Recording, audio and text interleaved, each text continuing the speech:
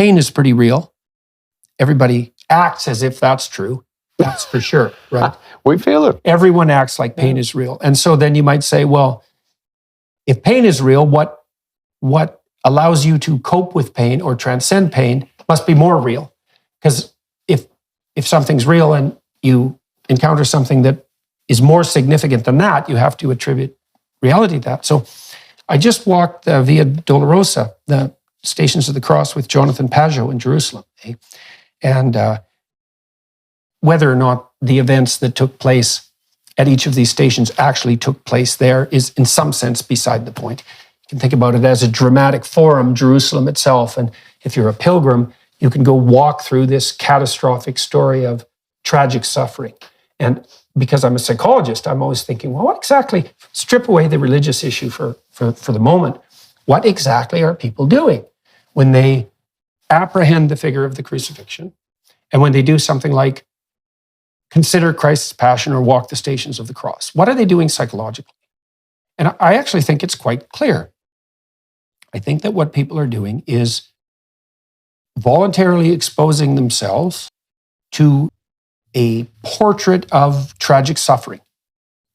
And more than that, there's more to it than that, but that's a good place to start. It's like, let's say we all have to deal with the catastrophe of life, with the pain and limitation of life. And so then you might say, well, how do you do that? How is it even possible to do that? And one answer might be, hide from it, bury your head in the sand. And I'm not being smart about this. It's like, the less you think about your mortal vulnerability, the better off you'll be. It's an insoluble problem. Your best bet is to run away from that realization, to keep yourself blind, and maybe to busy yourself with as much hedonic pleasure as you can possibly manage. Drown your sorrows. Well, and that's understandable, right? You could say, okay, well, a case can be made for that.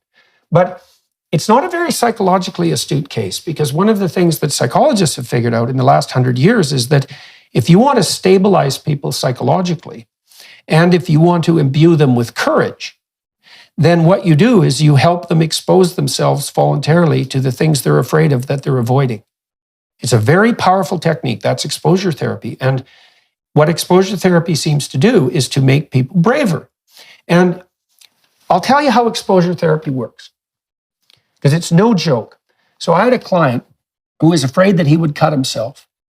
And he was afraid that if he was on the top of a building, that he would jump off to his death.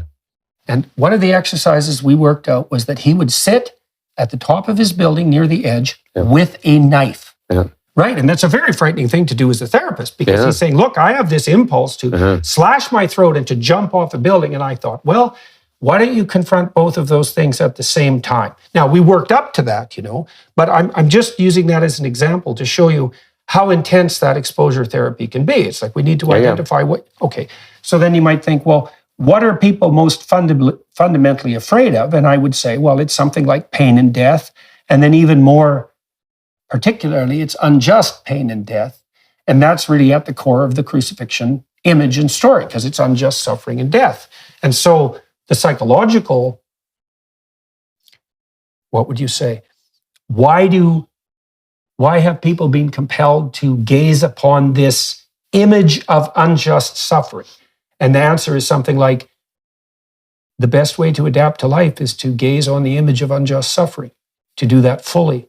And I think that's true. It's been a big, And there's this strange idea too, and this is a very strange idea, that the spirit that guides the Israelites out of the desert, say in the Exodus story, so the spirit that stands against tyranny and that stands against slavery, is the same spirit that confronts tragic mortality voluntarily. Right? There's an equation. That's the equation of the New Testament and the Old Testament.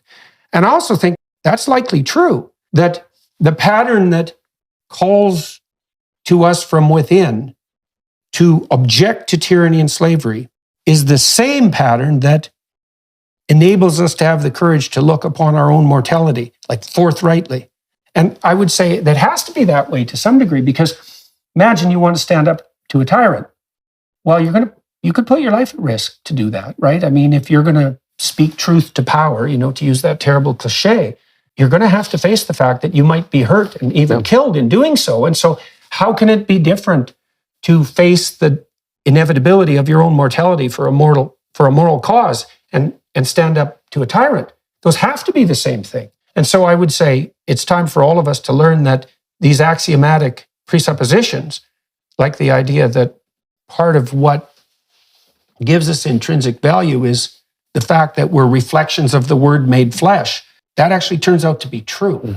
It's not just it's true in the deepest possible sense.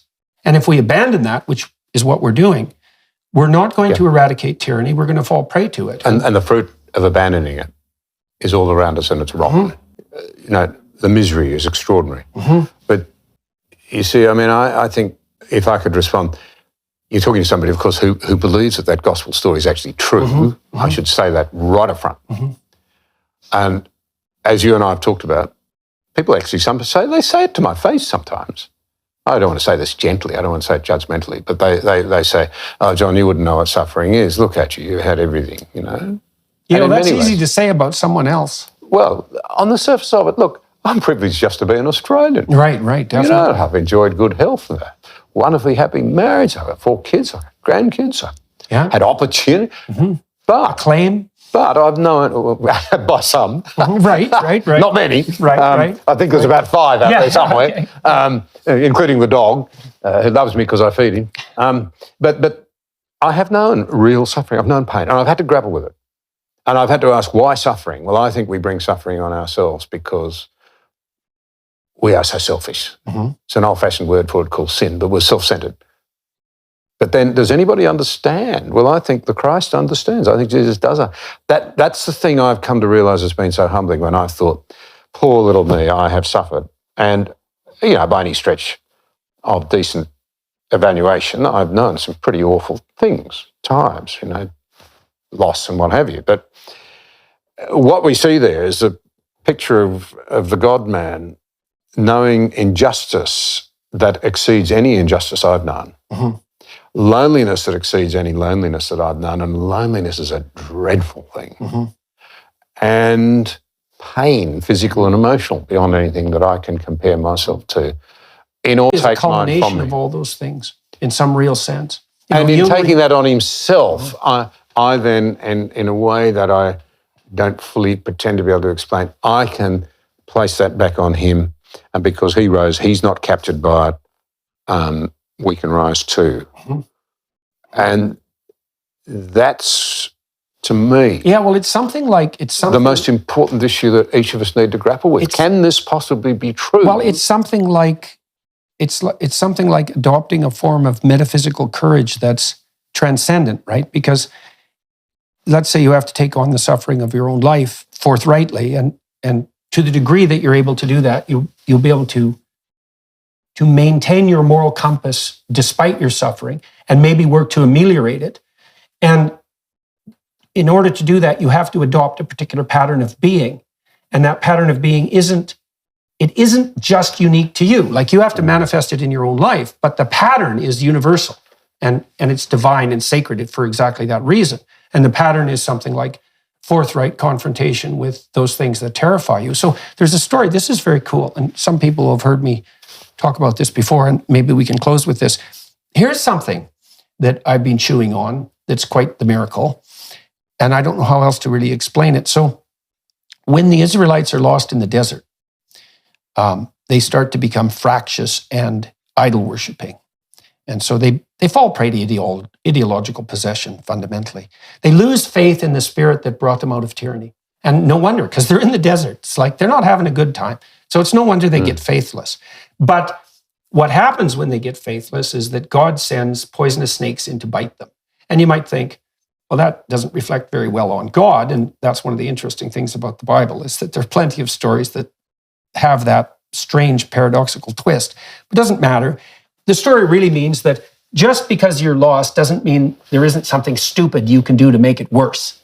And faithlessness will certainly make it worse. And so God sends in these poisonous snakes, and the Israelites are getting bitten pretty good. And so they go to Moses and they say, look, we're sorry that we're so faithless and useless and fractious and divided, but the snakes are getting a bit much, so maybe you go have a chat with God and get him to call them off. And so Moses says, okay, and he goes and talks to God, and God says, he's irritated with the Israelites. but he can be bargained with, apparently. And Moses makes the case for the Israelites. He said they've been punished enough. And God, what should happen, or what could happen, is that God just gets rid of the snakes. He sent them to begin with. He can just chase them away. But that isn't what happens. And this is very strange. And I defy anyone to come up with a simple explanation for this, because it's really something uncanny. So what God tells Moses to do is to make a bronze stake, a staff, which is like the staff of Moses, and it's like the tree of life. That's another way of thinking about it, or the tree of the knowledge of good and evil. To make a staff out of bronze, and then to cast a serpent in bronze, and to put the serpent on the staff, and then to have the Israelites come and look at the serpent. And if they look at the serpent, then the poison will no longer destroy them. So he doesn't get rid of the poison. He doesn't get rid of the snakes. What he does instead is he gets the Israelites to gaze upon that which poisons them. And the consequence of that is that they'll be strengthened. And that's this. Now, the cool twist on this is that that's what Christ says about himself. Like thousands of years later, he says, unless his image is lifted up the same way the serpent's image was lifted up in the desert, that there's no possibility of redemption. Now, that's a very weird juxtaposition of ideas, right? Because you think, well, what the hell's going on in the desert, and what's up with the bronze snake? That's a mystery in and of itself, which I think is associated with the necessity of facing that which can bite you, right? To pay attention to it, to adopt a stance of challenge in relationship to it. It's a very deep idea.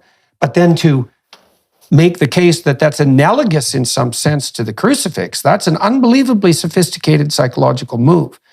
Because you might say, well, what's the sum total of all snakes? And I think you can make a very straightforward and compelling psychological case that there's no confrontation that's more ridden with snakes than the confrontation that's laid out in the story of the Passion. It's a limit story. So it takes all possible snakes into account: betrayal, death at the hands of the mob, innocent suffering, like you name it. It's part of the suffering in that story. So it takes that snake and it makes it into a meta snake, and it says, well, it's one thing to look at just a snake and to get braver as a consequence, but you should instead look at the mother of all snakes and get as brave as that could possibly make you. And then you think, well, if you're going to cope successfully with your life, with all of its particularized catastrophes, do you really think that you're going to be able to manage that without admitting that the problems are there? Who in the world would ever think that? And so then is it not the case that you have to look at what's darkest in order to be able to contend with it? And then you might say, if that's the spirit that redeems you, in what manner is that not a sacred spirit? If it's the universal pathway to redemption in the face of suffering, which seems to be the case on psychological grounds, as far as I can tell, then I don't see how you can claim that that's not real, true, foundational, all of that. I can't see a way out of that strange conundrum. So the thing that I would say, I think, is that when you look into that darkness and into that pain, you've got to recognise your own role in it. Mm-hmm. And the answer is to flee to someone who offers redemption and restoration and the ultimate return to you being the person that you should have been. Mm-hmm. And each of us is fearfully and wonderfully made and absolutely magnificent, flawed as we are by our own failings. We are, in my view, an extraordinary combination of unique, made in the image of a higher being, destroyed by our own selfishness, but offered the opportunity to return. That is my perspective. And well, I think that partly what happens, if you do look very deeply into the suffering that characterizes your life, is that one of the things that will happen is that you will start to understand the role you play in that suffering. Yeah. Right? And like life seems to have an arbitrary element, and there's plenty of sick children who don't seem to deserve it morally, let's say. But when you look very hard at your own suffering and you contemplate it, the probability that you're going to see some causal role that you've played is pretty high. And then you have the option then of not doing that anymore. And that's something like confession and redemption. And that's something like also following this divine pattern, right? Is to stop doing those things that are dooming you to unnecessary suffering. And one of the things I've wondered about for a long time is that if you stop doing everything that you could that was off target, even by your own criteria, if you stop doing all of that, how much suffering would be alleviated? Not only for you, right, but for the people around you. And Most to answer of it. that, well, that's, not all of it, but most of it. Well, yeah, and an indefinite amount of it, right? Because it also seems like that's a sort of struggle without end, is that you can get better and better at it. And you can get more productive, and you can get more generous, and you can get better at staving off suffering, and you can get more helpful to other people and to yourself. And we don't know what the upper end of that is. And I think the thing that I would say is that hope is so important. And for me, the hope is the eternal hope.